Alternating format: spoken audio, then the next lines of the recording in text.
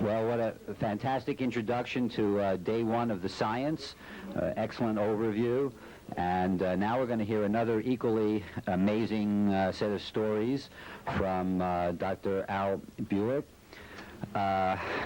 who is going to talk to us about his experiences with the Philadelphia and the Phoenix experiments.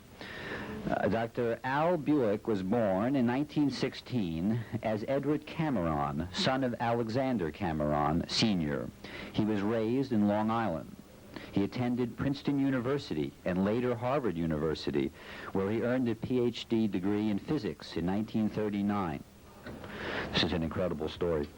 A few months later, he and his brother Duncan joined the U.S. Navy, were quickly made officers, and were assigned to the ongoing project called Project Invincibility at the Institute for Advanced Study in Princeton.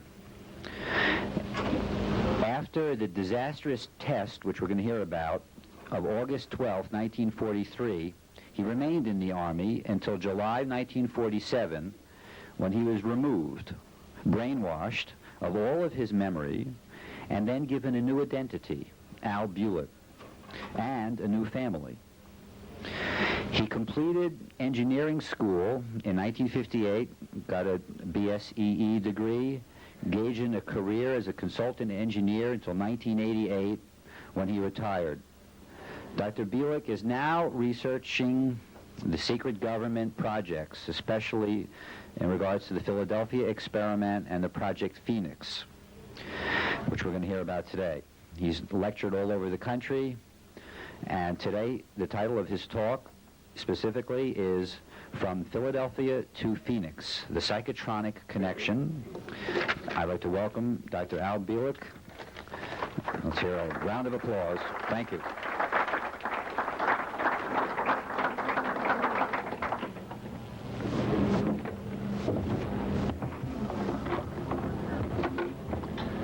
Can everybody hear me all right?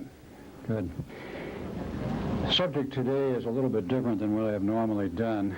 Last year, I gave you a fairly detailed history of the Philadelphia experiment and how it tied into the Phoenix project. Today, my intent is somewhat different. I wish to show the background connections between the two projects, how they happened, the politics that was involved, and the interlocking controls, if you will, and the communication which resulted in the two tests locking to each other.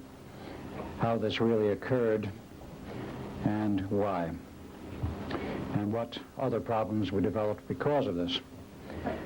It's a rather involved story, but I only have 45 minutes, so I will again try to keep this rather brief.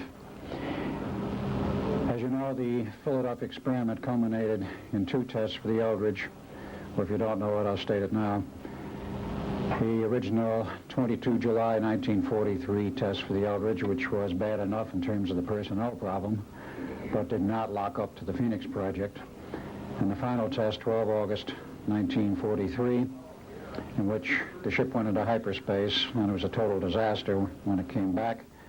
And the nature of that disaster actually was far greater than anyone realizes, and the potential was unbelievably bad. I wish to go into that and what happened and how it was averted.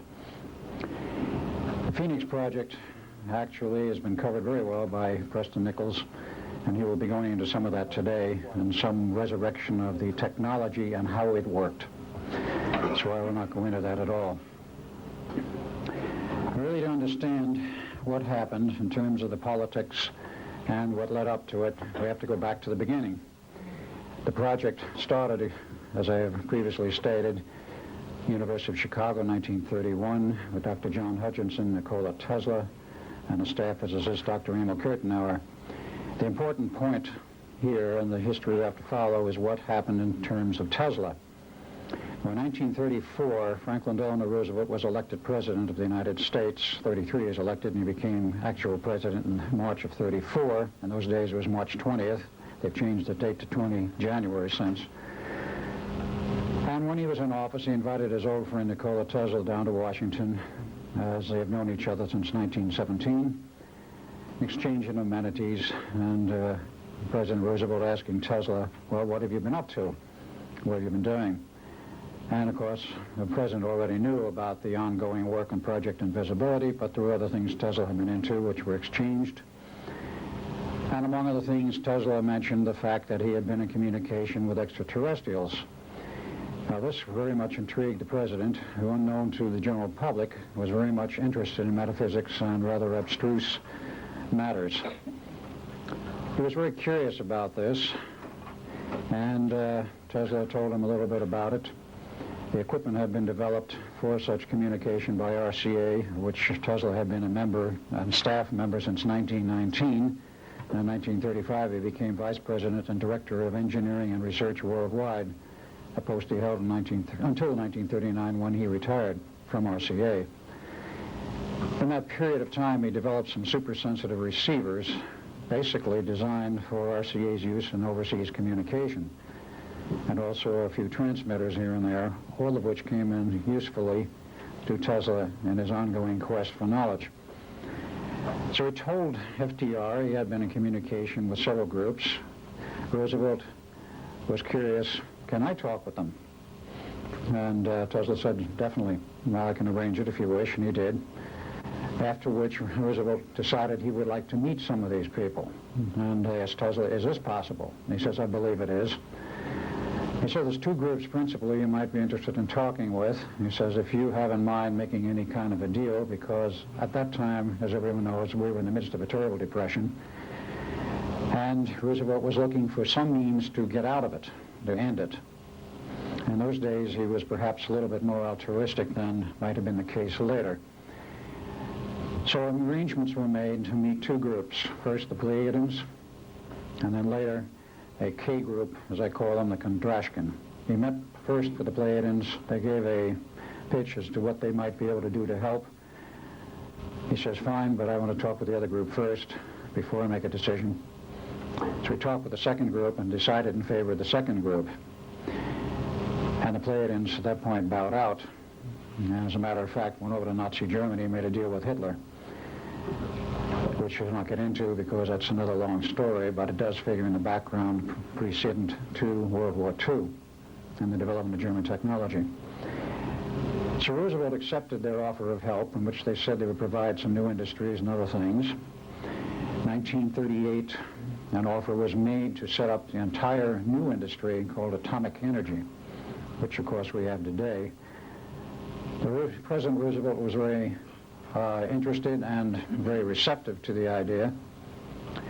And he consulted with his various advisors and the military says, whoa, if you let aliens set up an industry like this, even though it's on our home turf, and they are in essence controlling it and know where it can go, what happens? We do not have true control over it.